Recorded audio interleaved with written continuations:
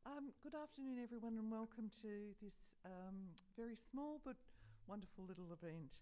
My name's Helen Morrissey. I'm the Chief Executive Officer of the Brimbank City Council. It's my pleasure to be your MC today, celebrating International Women's Day 2021. And while we're not a big crowd, how lovely is it to finally see people in the flesh? I'd like to commence by acknowledging the traditional custodians of this land, the Wurundjeri people, and pay my respect to elders past and present. Today we are proud to bring together Brimbank councillors, staff and various partner organisations to celebrate International Women's Day. We celebrate women's social, economic, cultural and political achievements. This day also marks a call for action for accelerating gender parity. This year's International Women's Day theme is Choose to Challenge, and we'll talk about that a little bit more later on. International Women's Day is celebrated worldwide, and I'm sure you would have seen many of the celebrations that have in various countries across the world. This day has occurred now for well over a century, with the first International Women's Day gathering in 1911. This day is not country, group, or organisation specific, but it belongs to all groups collectively.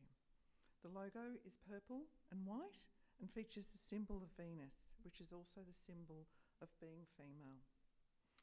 I'm proud to say that the Brimbank Council has 8 women councillors who are all inspirational local leaders and come from very diverse backgrounds. And it is my pleasure to introduce them to you today. I have Councillor Jay Papalia, Councillor Ranka Rasik, who is here as the Mayor, Councillor Jasmine Yuen, Councillor Maria Kerr, Councillor Tui Dang. Councillor Dang, could I ask you just to stand up and wave? Councillor Victoria Borg, you just stand up. Councillor Virginia Tarkos. And I see that we've got Councillor Kerr, who's just looking so welcome to these. So I'm very fortunate to have a wonderful council, but it's even more inspirational for me to have 8 wonderful women leaders from diverse backgrounds that reflect my own, and it gives us a real sense of understanding for this community and understanding what it is we need to achieve together. It's now my pleasure to introduce you to the Mayor of Brimbank City Council, Councillor Ranka Rasik, who will officially welcome you to this event today. Councillor.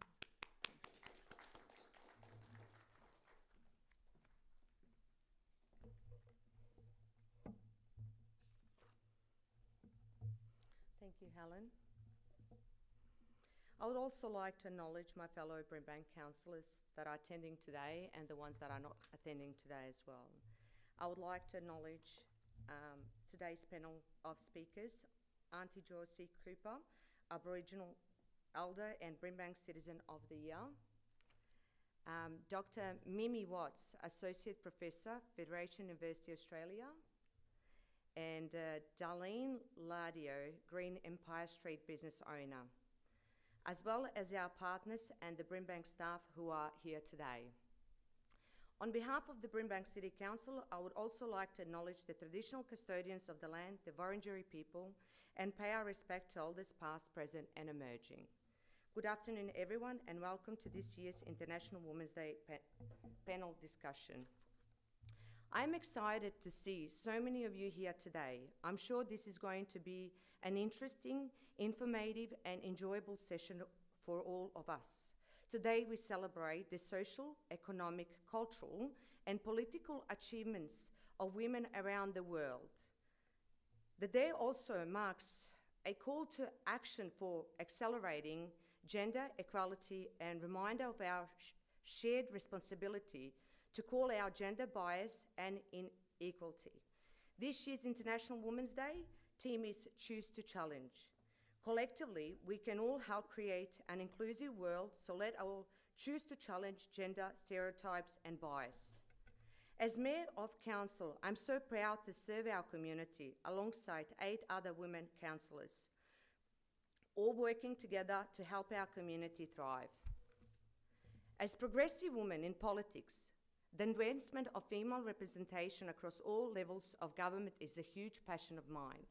As a young migrant coming to Australia in the 90s, I would love to see even more people share my vision of more female representation. My journey to become both a small business owner and a local representative has taught me the hardship women face on the path to success. I hope to be a voice of inspiration to all women of all backgrounds and to support them on their journey. Brimbank Council is committed to gender equity and supporting women in many aspects of their lives. Guided by our fairness, equality and respect strategy, Council chooses to challenge through programs supporting women's participating in sport, health and well-being, advocating for change and challenging rigid gender roles and helping prevent violence against women. Council will continue working with our communities and our staff to break down gender bias, change attitudes and improve gender equality. It is important for women to be visible and celebrated. I will continue to challenge gender stereotypes and bias, and I call on everyone to do the same. Thank you all.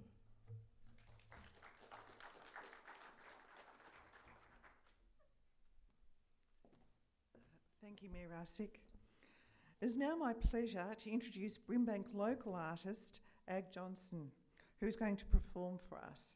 Ag is an independent songwriter, singer with an R&B pop sound to her. She recently released her single, Beauty Within, which she is performing today, as well as her newest song, Can't Stop Me, produced by a Hardy Lulahoki. So, Ag? Hey!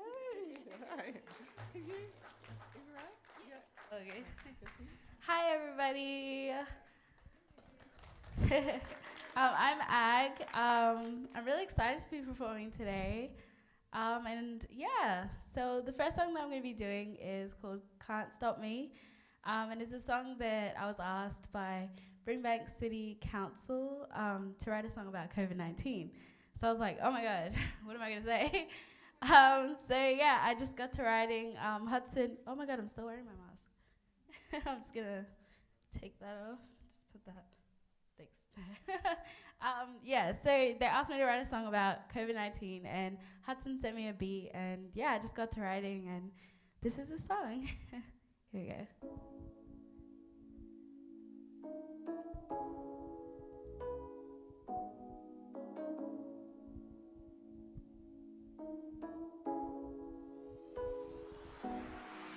Life was a breeze back in 2019, before the virus took it away. Back when you could go outside without a face mask on, living life and totally free. I feel like going way back, all the way back, living life and totally free. Just wanna go way back, all the way back, taking it all for granted. And now who would have thought it'd get like this? And we persevere. Where there's unity, there's victory. So I'm telling C19, you can't stop me. United we're standing tall. So I'm telling C19, you can't stop me. Together we're standing strong. In a union, there's strength.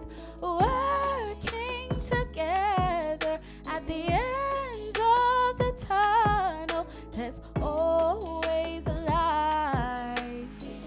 Can't stop, won't stop, can't stop me. Can't stop, won't stop, can't stop me. Hit a rock bottom and you're feeling stuck. Just trust the voice within, telling you to just hold on and have a little faith. You'll come out feeling 10 times stronger. And now who would have thought it'd get like this? And we persevere. Where there's unity, there's victory. So I'm telling C19, you can't stop me. United we're standing tall. So I'm telling C19, you can't stop me. Together we're standing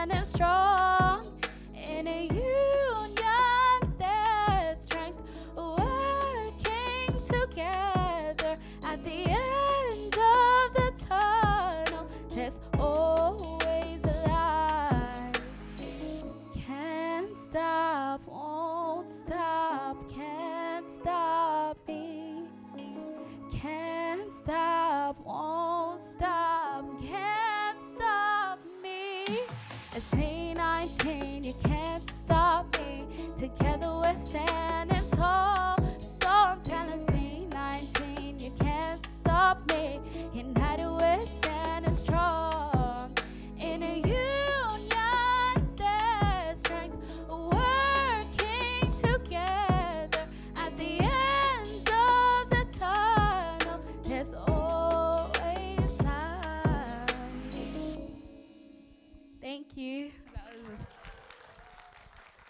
The next song I'm going to be singing is another original, and it's called Beauty Within, and it's a song that I wrote just about loving yourself and just being comfortable in your skin. So here's that one.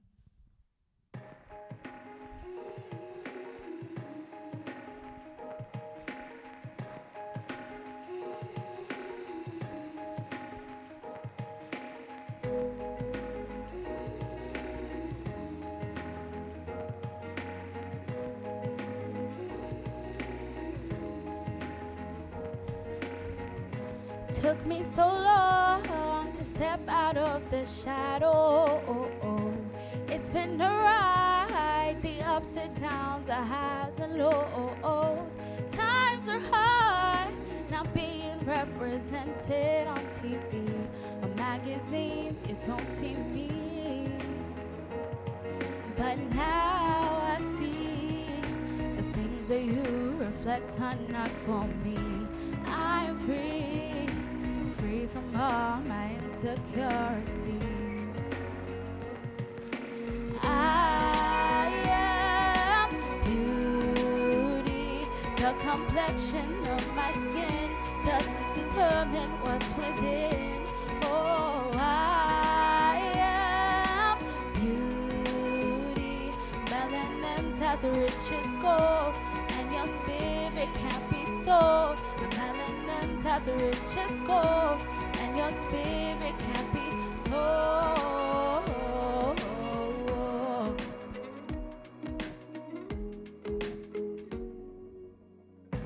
All the reason to be happy, still I was insecure, clouded with doubt and a sadness.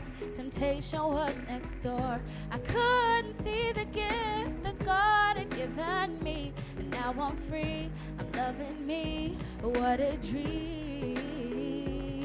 And how do you see all the things that you could really be? Happy, loving who God made you out to be. You are beauty. The complexion of your skin doesn't determine what's within. Oh, you are beauty. Together we all stand as one, celebrating. Don't ever change yourself to fit the world.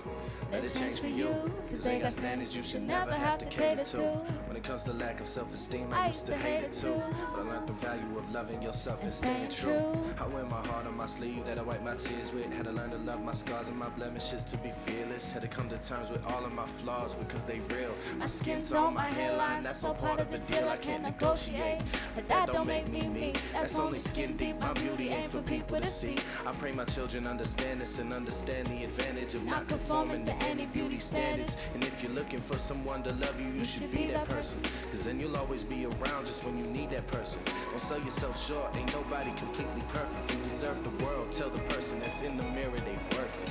You are beauty.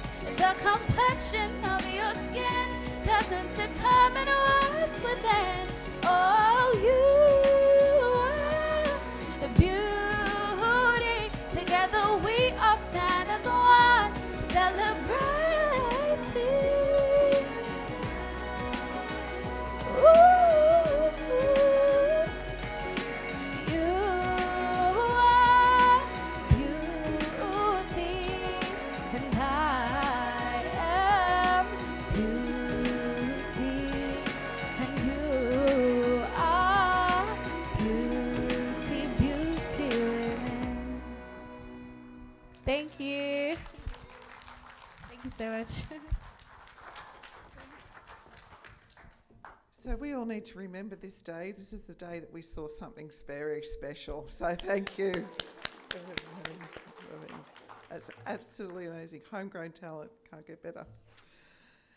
Today we're very honoured to provide you with this opportunity to hear from 4 key women about their local leadership and their local journey.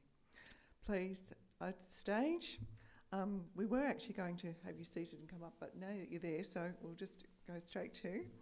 I'd like to just give a very brief bio on all of our speakers today. Our first is Councillor Runka Rasik, who is the Mayor of Brimbank City Council. Councillor Rasik was actually elected to office in November 2020, and it is her first time as a councillor and as Mayor. Councillor Rasik migrated to Australia in the 90s, and Brimbank became her home. She has raised her family here and started a business, and believes that Brimbank's greatest strength is its commitment to inclusivity.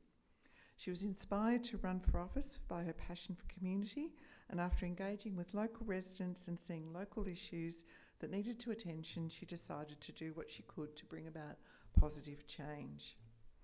As the Mayor of Brimbank, she looks forward to working to enhance Brimbank's standing as a vibrant and inclusive community, and continuing the special legacy of inclusion that Brimbank represents. I ask you to welcome Councillor Isaac. Secondly, I would like to acknowledge our Auntie Joyce Cooper, Aboriginal Elder and Brimbank Citizen of the Year.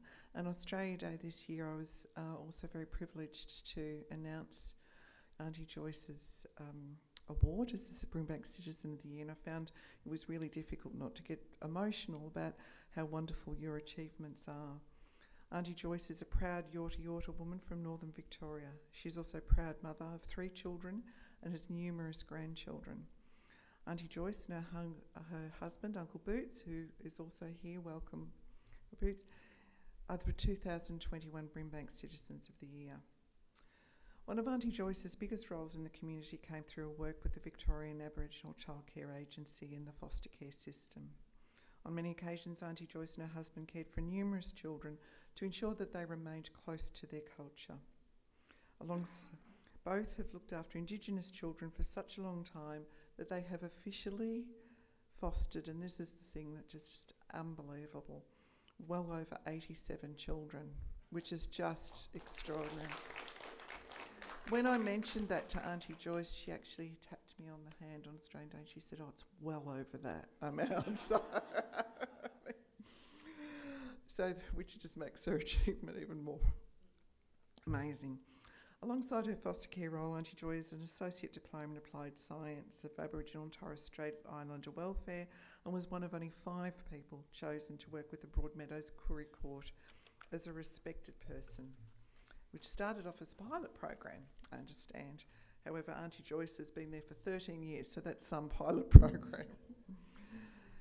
Auntie Joyce recognises the importance of family, culture, history, and continues to instil a strong sense of self-belief, pride and identity in her children and grandchildren, as demonstrated when her children became Aboriginal dancers and led the Moomba parades for close to 6 years.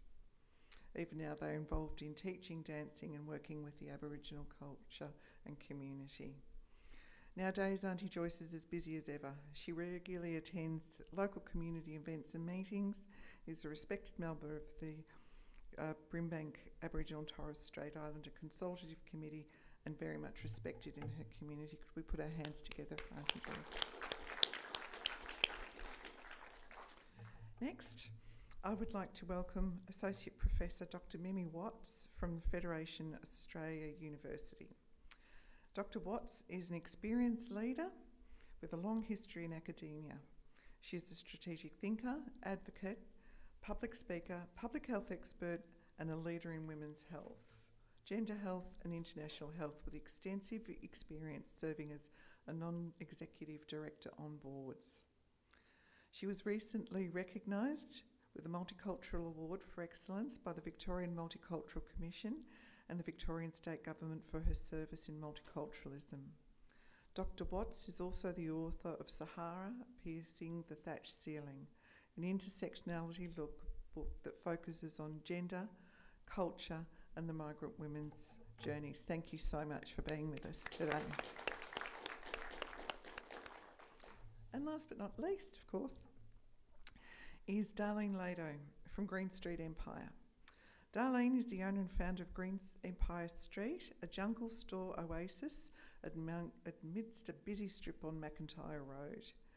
Darlene opened the first jungle store in Sunshine North in October 2019 and has been running Green Empire Street for almost 2 years now, and through that incredibly difficult COVID period, which is how I stumbled across Darlene.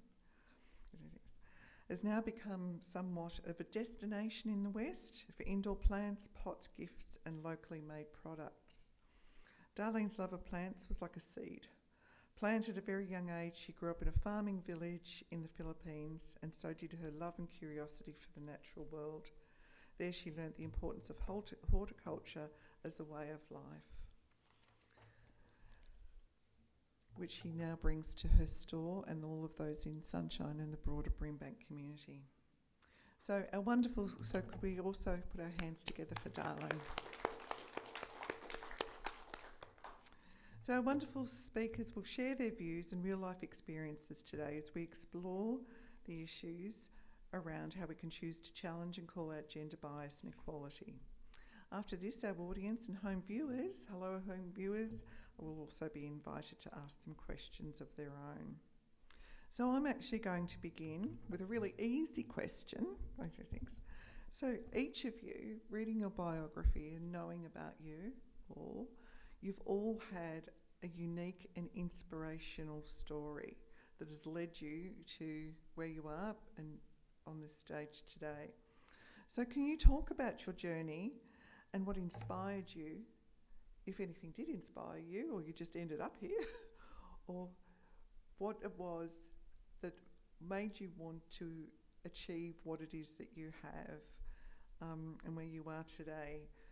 So can I open with Auntie Joyce? I might open with you. Maybe if you'd like to take the microphone. You do things? Yes. Speak to it. Yes. So your journey. My journey. Well, I'll start with my grandmother and my mother. They are the most inspirational women in my life. My grandmother's she had 15 children, and my mother had 10. And they struggled through poverty and not much money, not much of anything, but they kept us safe. Kept us safe and warm and well fed, and looked after each and every one of her children. She lost her husband early in her life and raised 6 of us on her own. And that gave me inspiration, just on knowing that. And she said, one thing is get your education. Learn your education and know who you are in this world and fight for everything you want. You know, it's a struggle out there, not being able to vote, not knowing who you were, and she felt the brunt of that very early in her life, and I took that role on, but I became strong with it. I had my children, and I enforced them to stay at school and do their schooling. And even most of the foster kids I've fostered, for them to challenge, always giving them a challenge and a choice to know that, you make that choice, you choose that path, and that's the path that will follow you through good stead in life. And most of them have done well. I've got one still continuing year 12 this year, so that's the last one at home. It's a challenge in itself, but I have a father. I wouldn't be here if I didn't have him, and he was a good provider for my mum and the kids she had. I just believe that where I am today is from my mum and my dad and my grandmother. I went through one marriage that was a horrible marriage, and then I've come out the other side and met another beautiful man, and with him now, and having all these children in our care, it's made us stronger for who we are. I'll pass it on now. Thank you. That was just lovely. Thanks. Mimi, may I perhaps ask you, what was your inspiration? Wow, that's a big question. It is, isn't it? And thanks, Auntie Joyce, for a very heartfelt and warming message. And could I just not only acknowledge Auntie Joyce here with her husband, but also all the other elders, but also the councillors, the mayor, and also all our elders out there who have shaped us and who have contributed in one way or the other to bring us where we are. Talking about my own story, I'm a migrant woman, and I'm a typical migrant woman. I came to Australia in 2002 as a skilled migrant, supported by the hospital. And at the time I came here, I was a young woman, but I came from South Africa, though I was born in Cameroon. And I had been living in South Africa for just under 3 years, where I was also working. And when I got a visa to come to Australia, I was a mother of 2 young daughters. But before even leaving for South Africa, I was raised in a family of 9 children. I don't really recall a time where all of us 9 were together as a family, because now and again somebody was in school, etc. And myself, I went to boarding school before my 11th birthday. So I was 10 when I went to boarding school, St. Bede's College. And what that did to me was my parents, and my father in particular, saw the talent in me, but also with the support of my mother, they really did put me through the path of education. And my father was one of the men that lots of people would tell you, and anybody who has ever met him, and he came out here 2 times to visit me, and anybody who has met my father always says, now we see why you are who you are. Because he believed in girls, just as he believed in boys. There was no discrimination. I went to better schools than some of my brothers. And that was because to my father and to my mother, it was not because you are a girl or a boy. It was about your ability, but what you were good at and what you were interested in. So as a result, he saw that I was very academic inclined. I was out there talking to people, and at the age of 4, considering where our house was located, I would get out there and stand on the street and talk to anybody. And, and really, I really did. And my father had been raised by his grandmom because he was orphaned by the time he was 6. His father had passed away when he was about 2 months. His mom had another child, but then the mother died when he was about 5, 6 years old. So being raised by his grandmother, uncles, and aunties, he knew the value of women and he respected that. So that influence, and then coming to Australia, meeting incredible people like you people sitting here, all of that has influenced me because I wanted not just to be my best, do my best, but I also wanted to be an example for my own daughters, because I was married when I was 19, and I had my first daughter when I was 20. At 24, I had no qualifications. At 35, I had a PhD. And I had to leave that relationship in order to move forward. So all of that has shaped me. But looking through women of so many backgrounds, different colors, different professional backgrounds, have helped to shape me. And like you, Auntie Joyce, I met a wonderful man in the name of Dr. Chris Watts. And yeah, for the last 15 years or so, we've been a very, very happy couple. So I think I'm one of the luckiest women in this world, but one of the happiest daughters as well. Yeah. Lovely. The power of a supportive father. Thanks. Councillor Rasik, over to you. Wow, inspirational stories. I don't know where to start from, to be honest. I come from the place of survival. I was very young when war happened in my country, and I changed to 8 schools, I think, in a few years, so I couldn't even make friends. But I had a very strong family values, and my parents were very, but they didn't divide same, they didn't divide if you know, a girl or boy. Actually, my dad nourished girls because he thought that it's harder for us to succeed in the world that was, and still is. So he was trying to help as much as he could for me to succeed. Anyways, I came to Australia when I was 19. I was very young. My son was 8 months, and I got here not knowing English. I couldn't understand if you said, hello, how are you? I didn't know anything. So it was very hard, actually, interacting with people. It was hard finding where to do, what to do, how to learn, how to do next step in your life. So I had to wake up to myself and start working. Oh, actually, I started English first, English classes for a year.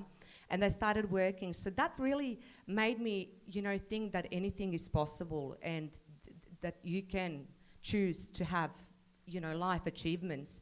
And I did. I worked, I opened up a small business that I still run even today. And I am the mayor of Brimbank. I am here today because of who I am, how I was brought up, and passing all that was really hard through my life made me a really strong person. And thank you. Thank you. I could go on, but it's... I remember we had just a little issue that I had to brief the mayor about, and I hope you don't mind me retelling this story. And so I'd sort of thought through how I might brief her about it, and I told her about it, and she went, ah. And I thought, oh, you know, that relief. I think so. She went, I lived through a war. But I just thought, you know, perspective, Helen, perspective. So Darlene, what has inspired you? Okay, I find my story in comparison to these 3 women is not even as inspired, you know. I don't think it's that inspirational, but I think the path path that I want to tread is, there's a little bit of Auntie Joy's and a little bit from just hearing the stories. And I'm so honored to be up here with you guys. And so my story is, I grew up in the Philippines, and I migrated to Sydney, actually, when I was 11 years old. And in where I grew up, it was... growing up in a small province, it was only us Filipinos, and I never experienced any sort of discrimination against my race. So going into, it was Cronulla, and over there, it's quite, I guess, I was a subject of racism, which I had no idea. No one had prepared me.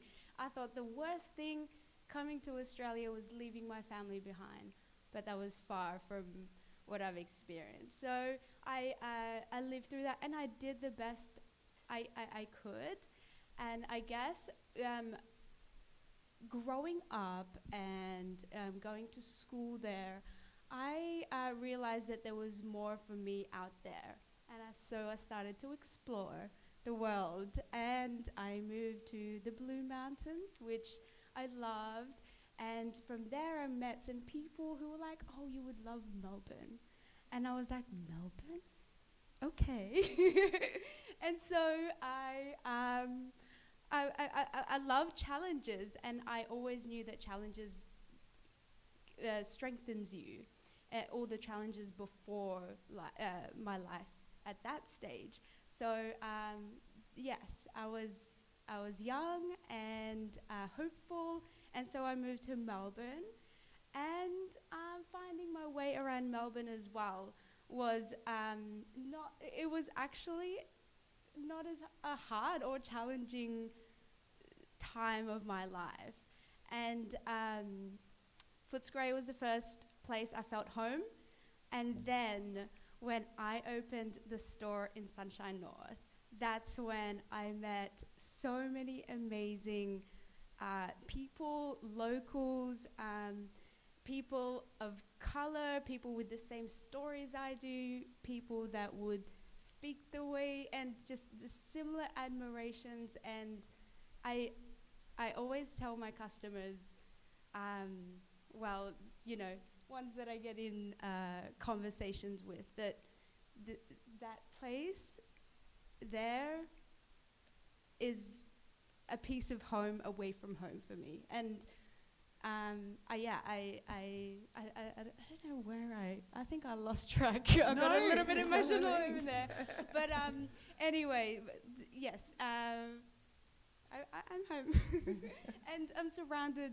I think the point, what I was trying to get at, is that the community, the locals, the people that I've met in this area have just lifted me up. I've met people of my background, I'm Filipina, and other Filipinos supporting me, Vietnamese, everyone.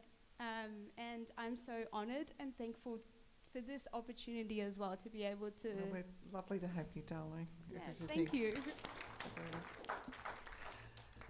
Each year, International Women's Day has a different theme. This year's theme is Choose to Challenge.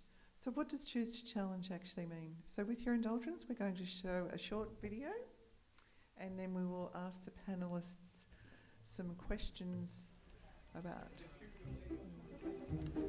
Boss is coming. Can you take care of this for me? Sure thing. Thank you. Wait, let me guess. You had a very different mental picture in your head when I said boss. Did it look more like him? Don't worry, you're not alone. Our brains make automatic associations without us even realizing it. And while these associations help us make rapid-fire decisions, they can also be influenced by our potential blind spots.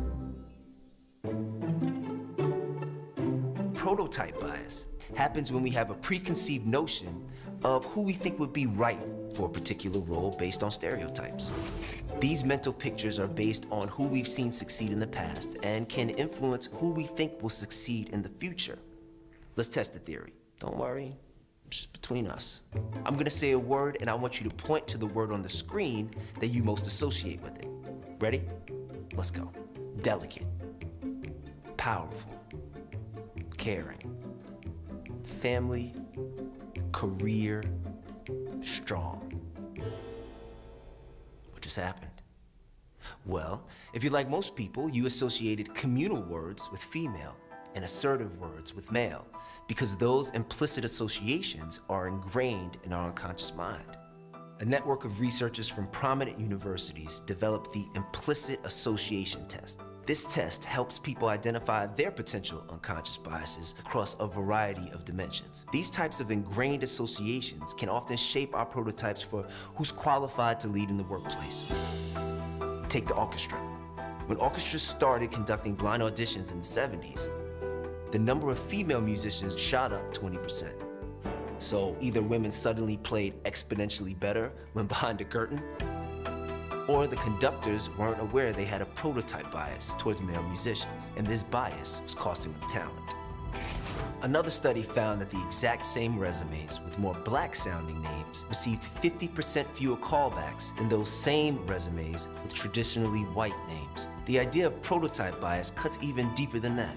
Studies show we often have prototypes for the people we believe would succeed in a job, and we may unconsciously change our criteria to help those people get the job. You may be thinking, I'm not like that. Well, the participants in a study on prototype bias thought the same thing.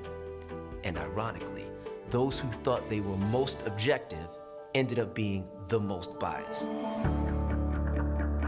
Blind spots can span any dimension of diversity and can potentially lead to bad decisions. Not only can blind spots limit our own choices, they may result in missed opportunities that don't lead to the best possible outcomes. The good news is that there are ways to overcome prototype bias. You can start by setting objective criteria. This can help prevent you from being swayed by irrelevant factors. And you can double-check your objectives solely on your idea of fit, because when it comes to success, one size doesn't fit all.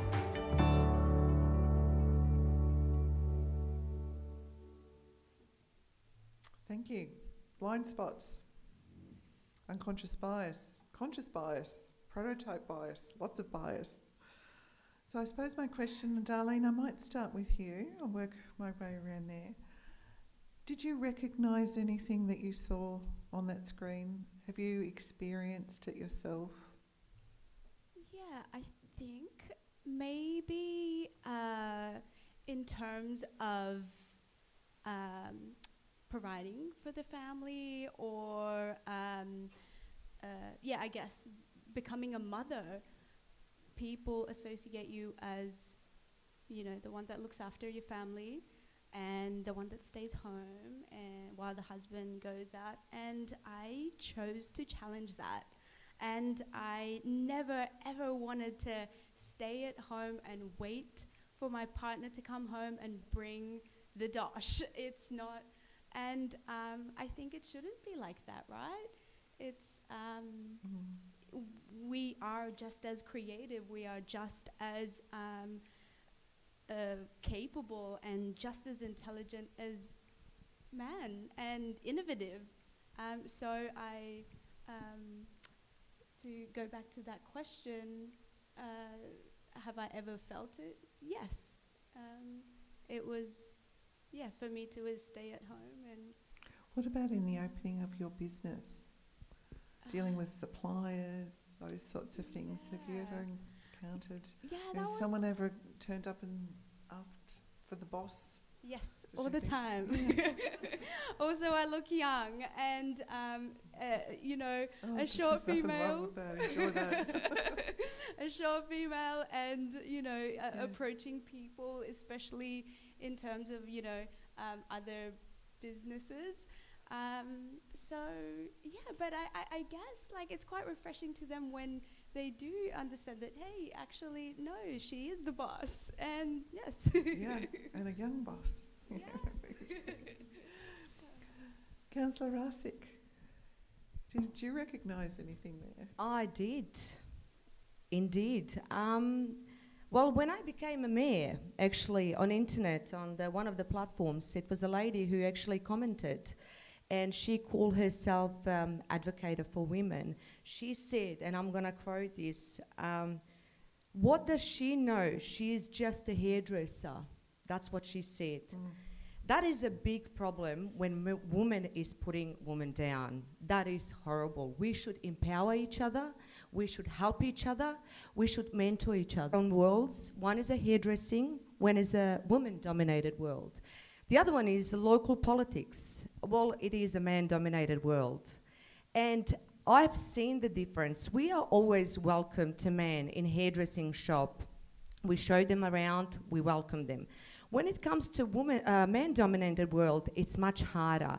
I was lucky enough to have a great staff around me that welcome me, doesn't matter if it's a man or women, but it is a problem in politics where man-dominated world is to approach, to show what you know, to deliver. Thank you. Thanks. Mimi, I'm sure you can speak. Wow. Do I start with that? An unconscious bias, implicit bias, etc. One of the biggest stereotypes is having this young black woman being a university doctor or an associate professor. But some of my biases have been traveling alone and getting my own money out of the bank, to pay for my hotels, and I'm not traveling with a man. And people just, yes, and that happened to me even when I was in Africa, and I could not believe it. And people had taken aback when they hear that I am married, I have 3 children, and I am a successful academic. And being a black woman, and when you look at the image that we've just watched, there is that stereotype of what a black woman should be. And I have served and sat around tables where I'm supposed to just be visible and shut up and be happy, that I can even sit there. Why? Because I'm just representing. And if you want me to represent and not use my brain or not make a contribution, then what is the need for me to be around that table? You want people who can express ideas. You want people that can check out, but also can make suggestions that can help move whatever agenda that you have forward. And I will give an example where, for example, I was in an office and somebody walked in and they wanted to see Dr. Watts. This is Dr. Watts. Right? So asking somebody like me, for example, if I've ever experienced unconscious bias is almost like, is the Pope a Catholic? Like, seriously. But the good thing is that I think we have reached that part of, or that place in society where there is awareness. And what we are doing today and what the CEO and the leadership at Brimbank Council is doing is taking action in order to change those stereotypes. And for me, rather than focus on the negative messaging, because the evidence is all there, I think the focus for me is about what are some of the actions that we can take.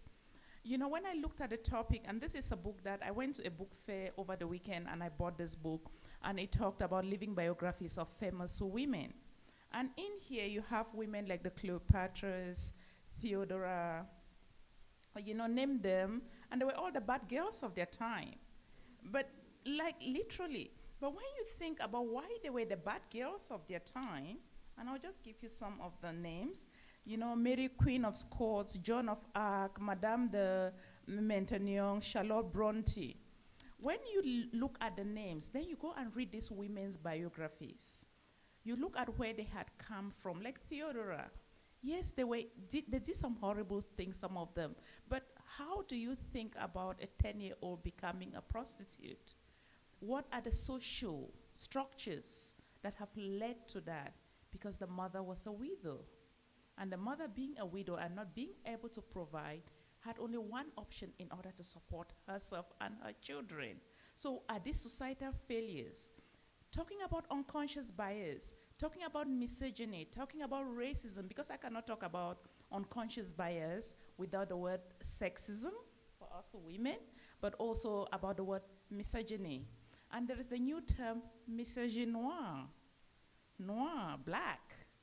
And we've seen that played out in the UK recently.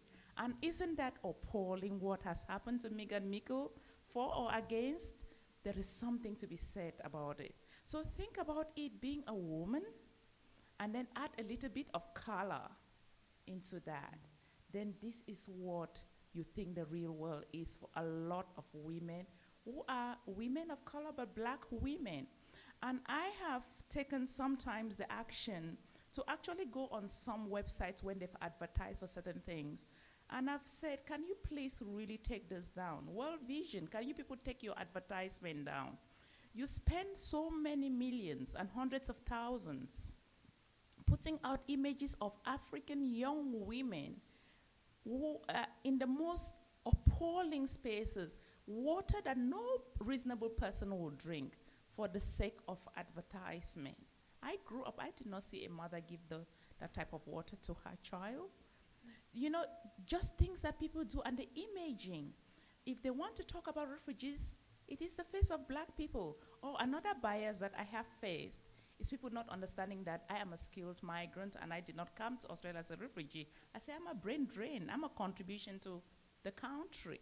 And it just takes them apart. So those are just some of the things. And I think what is important is us taking action, really putting out our voices there as women. The face of the black person is the face of poverty. The face of the black girl or the face of the Middle Eastern girl or Indian girl is the face of hunger, is the face of illiteracy. Then every time you see them, that is what comes to your mind. Every time you see a male, you think that all doctors are male. So we really need to change that. And I think the action that you are taking here and giving us this platform is absolutely incredible. Thank you.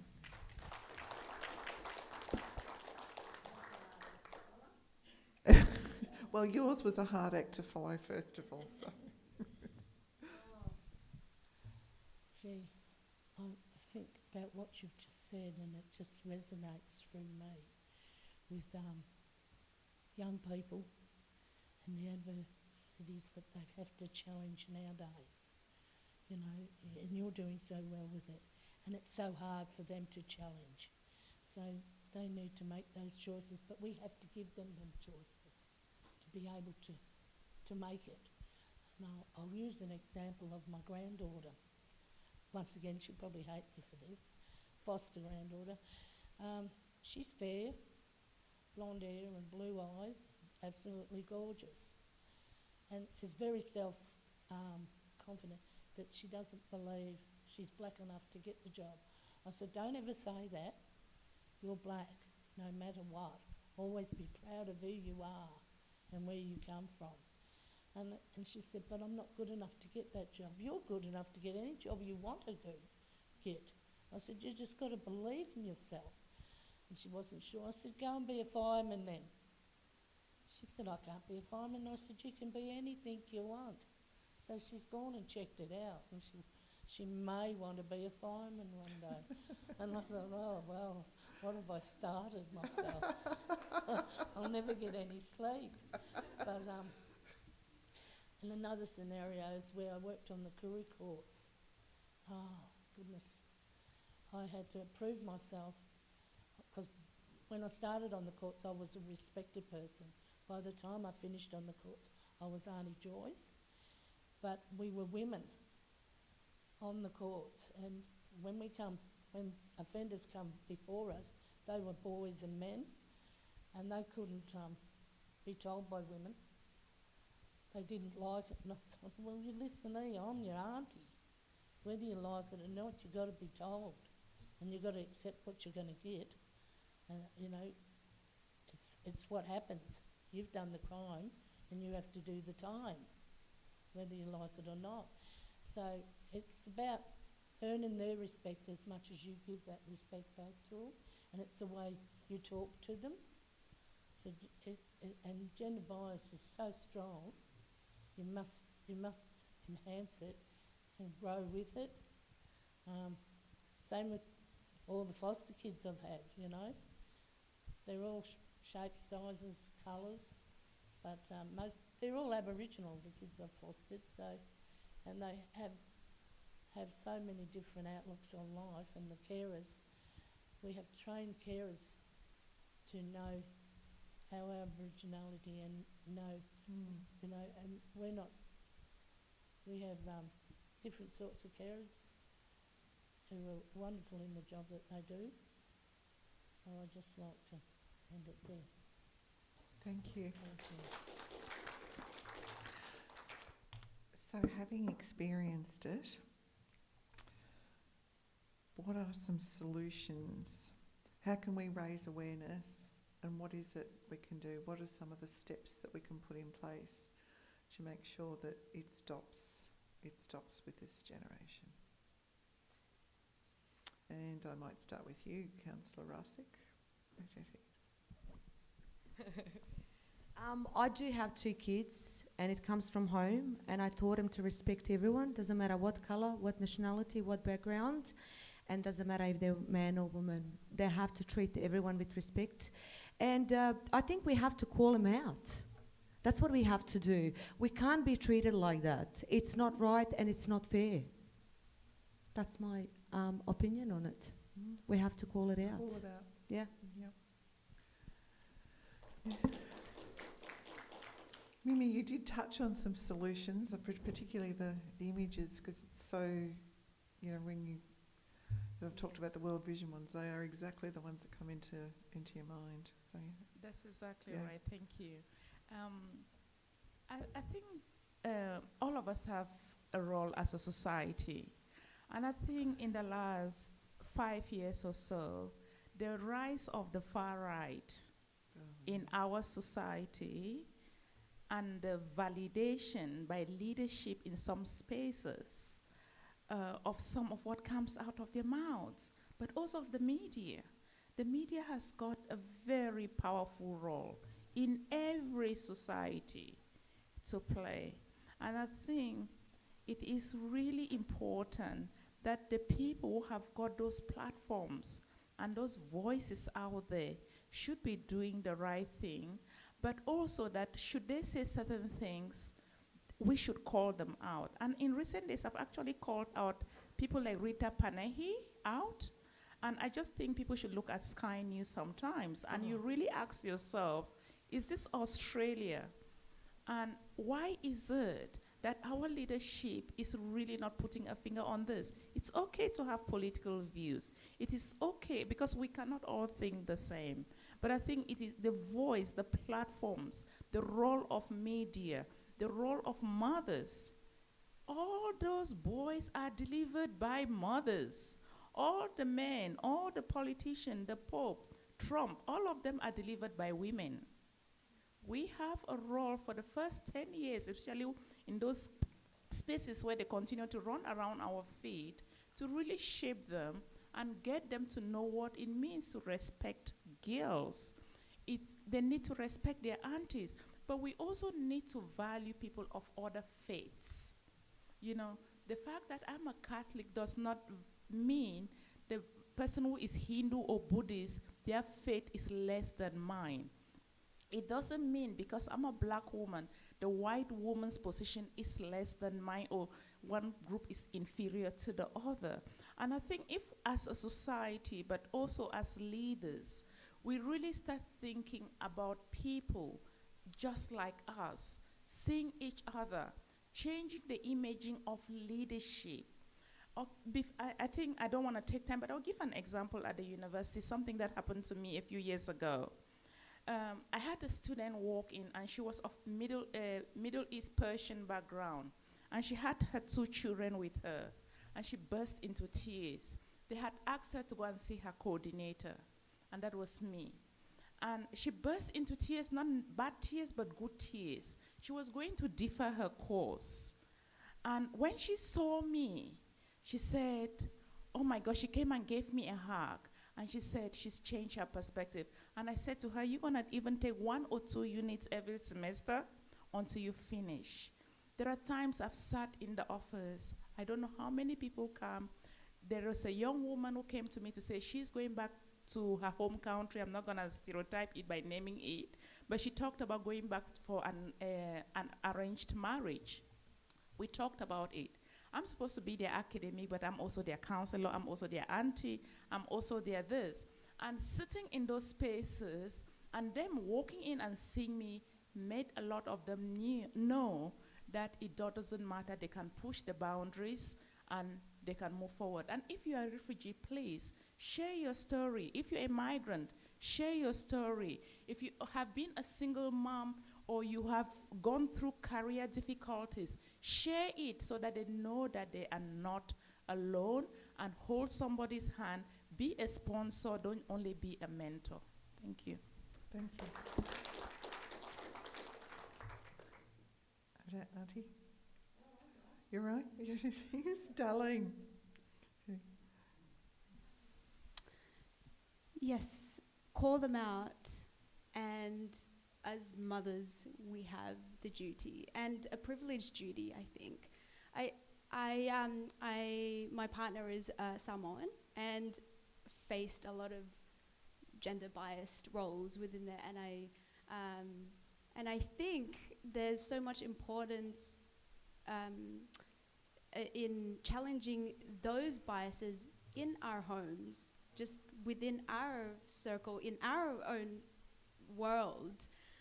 And I believe that's where everything starts. That's where we can further influence other people when we live it.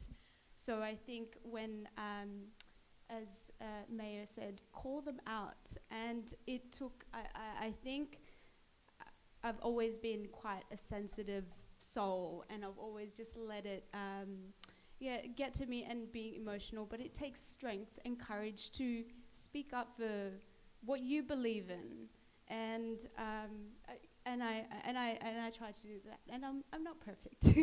I still get quite emotional, but I think that's where it starts. If we all have that belief that the generation that comes after us, what we want to, I guess, teach them, we need to be that, or we need to live it, practice it each day. And yes, that is where I think we can begin with ourselves. Thank you. So, last question. What do you think?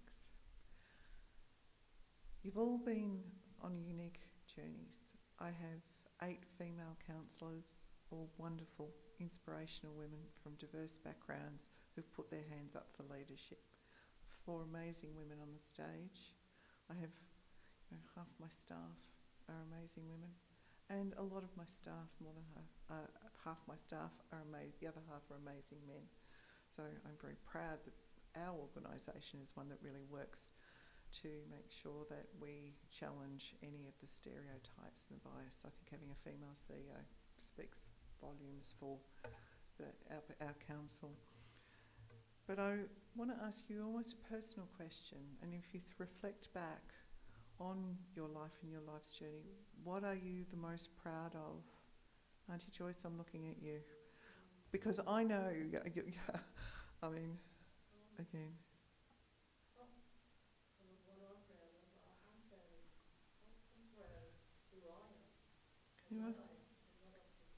Can I ask you to speak into the microphone, because I want everybody to hear what you're saying. I'm proud of myself. Yeah. I'm proud of who I've become and what I will become. I'm going to become a storyteller and a elder to many, many children coming up through the ropes, when they grow up, they're going to remember me as a strong Aboriginal woman who made those choices to change her life around and become the woman she is today. So, and I just thank my mother and my grandmother for, giving me the strength for who I am, and my husband. Amazing. What was the other one?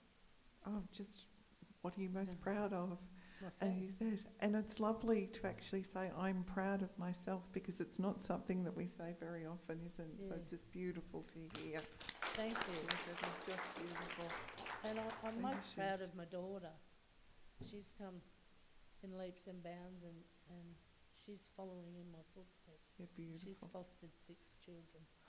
So she's taken over from her mother. So Yeah, what a beautiful I'm very proud inspiration. of that. Yeah. thank you. Thank you. So one day, somebody will ask her, what inspired you? And it'll be you. Yeah, Mm, and she says that. that's So, beautiful. and I take great steed in that, she Yeah. says. Mm, She's a lot more stronger than I'll be. yeah, Yeah, that's so a precious thank you. gift. Thank you. Mimi, what are you most proud of? Oh my God, so many things. It's, I think about my children and where they are at the moment and where they are going, but also their ability that they've accepted who they are. And could I just say something about my natural hair? It is my daughter that made me to go natural and not use any extension or any fake anything, just be natural, because she said, Mommy, you are a black woman out there leading, and when you sit on those platforms with your natural hair, it empowers a lot of people. So I learned that from my daughter.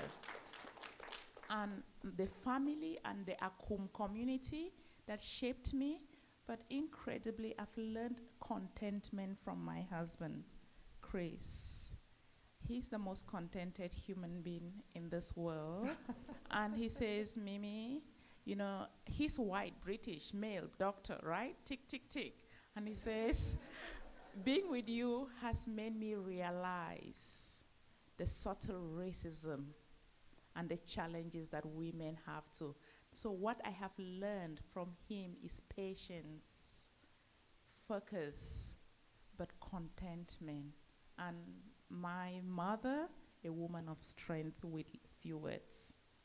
and all the women out there. I learned something every day. I've had so many mentors, and I hope to you all mentors and friends, I hope I have lived up to it for you people, this Akum girl who is sitting here today on the stage in Australia. Thank you.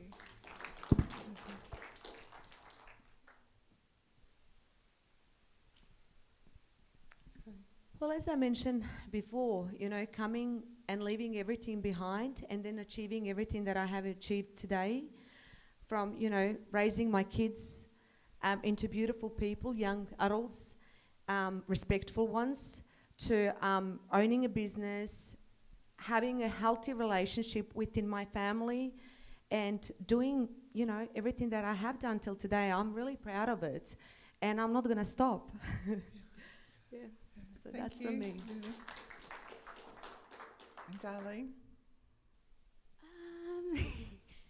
So I think what I'm most proud of right now in my life that I'm living, I would say holding a space or doing my best to support other young, creative women that are doing, I think, cool stuff. And providing a platform for them to showcase what they have. I'm proud of that, and it's a work in progress that it's a journey, and I'm excited. That's all you can ask. I'm just conscious of the time. And so what I might actually do, we're going to take some questions from the audience or our sort of on-screen audience, but we're running a bit late, and so I've had the eye from the event organisers to move it on. So that brings us to the end of today's panel discussion. Can I ask everyone again to put their hands together for their four amazing women? And in recognition of our panellists' contribution to the event, we'd like to present you with a very small gift as a token of our appreciation. So could I ask the Mayor just to come to Lisa Linley?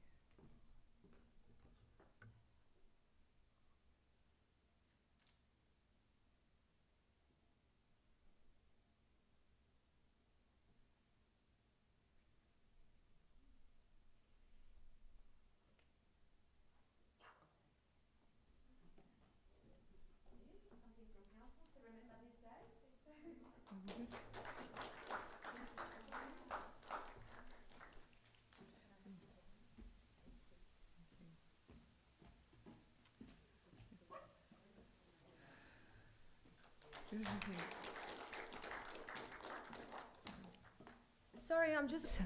I would like to say happy 60th birthday.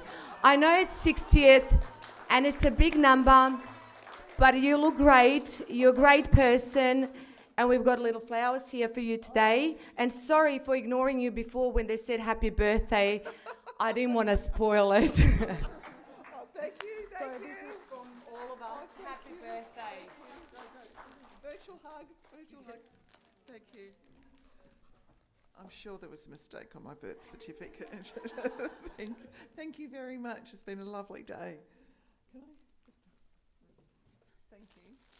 God. I feel like I won an award or something. So we have one more special event for you, special performance. So concluding today's event, we have a dance group, and it's The House. Is that what they're called? The House? Yeah? We're up there?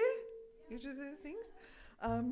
So the House, and they are choreographed and led by Laura Koriaka of the Meek Movements. So please welcome to the stage The House Dance Group. Thanks.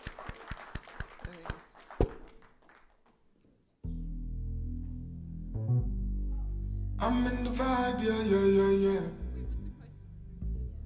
Tonight, gonna be lit. Know you're coming back, I will be there for you. This what we gonna do, bring your friends and I'll bring the whole crew. We gonna have some fun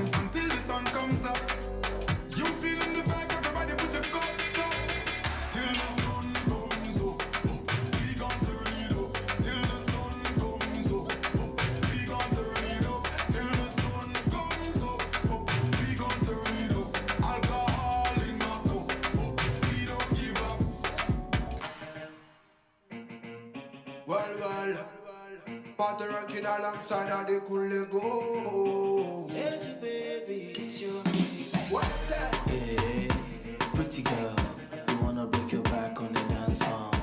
Hey, pretty girl, show your mama no say you don't spoil. Hey, pretty girl, you wanna break your back on the dance song. Hey, pretty girl, show your mama no say you don't spoil. Yeah, you don't know what time it is. Wax, bad. Girl, I been want to see you one. Control it, control it, control it, control it, control it, control it. Control it, control it, control it, control it, control it, control it. Say wipe on the thing, girl. Control it, control it, control it, control it, control it, control it. Say wipe on the thing, girl. Your body so amazing, yeah. Got me love how you're shaking, yeah.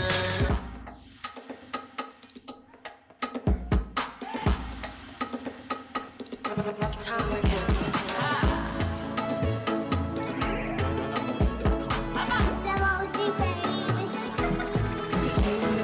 Hold my waist, my waist, my waist. Oh, roll it, baby, all for you. Hold my waist, my waist, my waist. Oh, roll it, baby, all for you. Supu, hey, always see me. Supu, hey, always see me, always see me, always see me. Supu, hey, always see me. Supu, hey, always see me. Supu, hey, always see me, always see me, always see me. Hold my waist, my waist, my waist.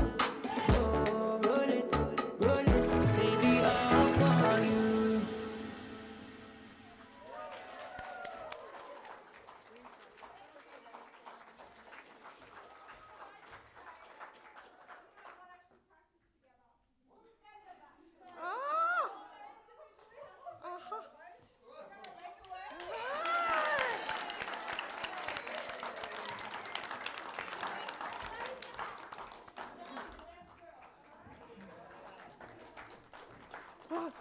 So we are really being treated to some local talent today, haven't we? That's amazing. I used to be able to dance like that before I was 60.